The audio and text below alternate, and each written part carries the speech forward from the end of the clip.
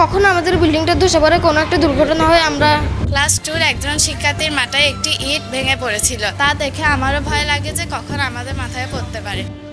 দূর থেকে মনে হতেই পারে পরিত্যক্ত কোনো ভবনের দৃশ্য, যেখানে শুধুই ধুলো আর মাকড়সার জাল, কিন্তু বাস্তবে এখানে ভবিষ্যতের উজ্জ্বল নক্ষত্ররা খুঁজছে তাদের স্বপ্ন। রাতের আকাশের তারাদের মতো এই ভবনে তাদের বিচরণ, তবে সেই যাত্রা ভরপুর আতঙ্ক আর মৃত্যু ভয়ে। এটি কক্সবাজার শহরের জরাজীর্ণ বার্মিজ সরকারি প্রাথমিক বিদ্যালয়। 1990 সালে নানা অব্যবস্থাপনায় ভবনটি তৈরি করা হয়, যার প্রতিষ্ঠার মাত্র 35 বছরেই এ দশা। ছাদের টুকরো মাথায় পড়ে ছাত্রছাত্রী আহত হওয়ার ঘটনাও ঘটেছে একাধিকবার। ভাগ্য ভালো থাকলে কেউ রক্ষা পায়, আবার কখনো হয়তো বড় দুর্ঘটনাও ঘটতে পারে। মাথার উপর ভবনের এই অংশ গত কয়েকদিন আগে ভেঙে নিচে পড়ে। ও সময় অল্পের জন্য রক্ষা পায় কয়েকজন ছাত্র। তবে এখনও পর্যন্ত ঝুঁকিপূর্ণ অবস্থানে রয়েছে মাথার উপর এই ছাদ।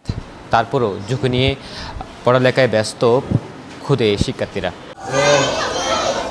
শহরের বুকে থেকেও একটি প্রাথমিক বিদ্যালয়ের চিত্র এটি।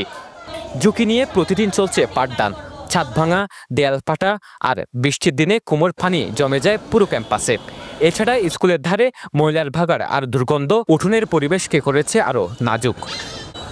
বছরের পর বছর সংস্কার কিংবা নতুন ভবনের দাবি জানালেও কর্তৃপক্ষের টনক নড়েনি।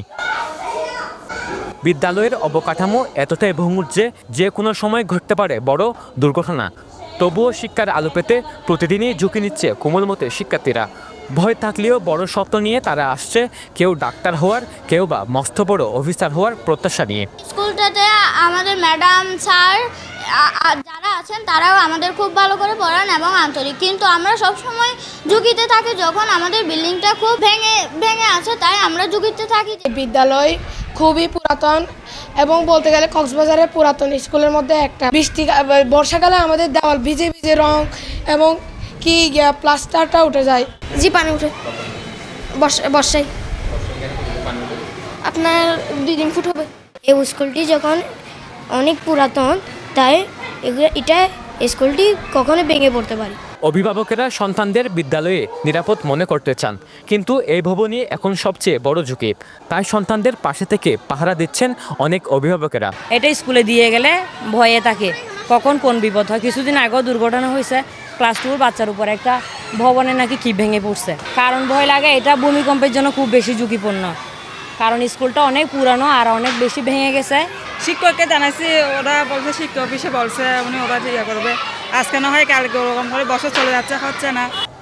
শিক্ষকেরা বলছেন বিদ্যালয়ের ভবনের এমন অবস্থায় শিক্ষা কার্যক্রম সচল রাখা এক বিশাল চ্যালেঞ্জ। দ্রুত সংস্কার না হলে ঘটতে পারে অনাকাঙ্ক্ষিত দুর্ঘটনা। হ্যাঁ, দুর্ঘটনা ঘটার আশঙ্কা আছেই। যে কোনো মুহূর্তে এটা যে কোনো বিপদ ঘটতে পারে, প্রাণের হানি হতে পারে, জিনিসপত্রের হানি হতে পারে। এছাড়া গত বন্যা হলো, গত বছর আগের বছর বন্যা, একদম এখানে স্কুলে মাঠে পানি সয়লাভ ছিল। নিচতলা আমার আলমিরের অর্ধেক পর্যন্ত পানি উঠছে। আমার সব তথ্য, সব খাতাপত্র সব ভিজে গেছে। পরবর্তী সময় আমরা আবার এই দোতলায় অফিস রুম শিফট করি। না, আমাদের এখানে তো আসলে জায়গা সংকুলন, এখানে 14.5 শতক জায়গা। আমরা নতুন ভবন পেলে এই ভবনটা ভেঙে আমরা অন্য কোথাও শিফট হবো, এরকম চিন্তা আর কি। সরকার যেখানে বলে আমরা সেখানে যেতে প্রস্তুত। আতঙ্কিত যে কোনো মুহূর্তে দুর্ঘটনা ঘটে যেতে পারে। ভবন ধসে পড়ে ছাত্রছাত্রীরা অঘটন করতে পারে। আমরা সারাক্ষণ উদ্বিগ্ন থাকি। বর্তমানে বার্মিজ সরকারি প্রাথমিক বিদ্যালয়ে শিক্ষার্থীর সংখ্যা 348 জন। দোতলায় এই ভবনে রয়েছে মাত্র 6টি শ্রেণীকক্ষ ও একটি অফিস রুম। এত সমস্যার মাঝে শিক্ষার্থী সামলাতে হিমশিম খাচ্ছে স্কুল কর্তৃপক্ষ। এত হতাশার মাঝে আশার খবর শুনিয়েছেন কক্সবাজার জেলা প্রাথমিক শিক্ষা অফিসার। তিনি জানান, বিদ্যালয়ের জন্য 6 তলা নতুন ভবনের প্রস্তাব রাখা হয়েছে। পাশাপাশি অস্থায়ীভাবে বিকল্প প্রতিষ্ঠানে পাঠদানের উদ্যোগ নেওয়া হবে। সমস্যা হয়েছে জায়গার কারণে।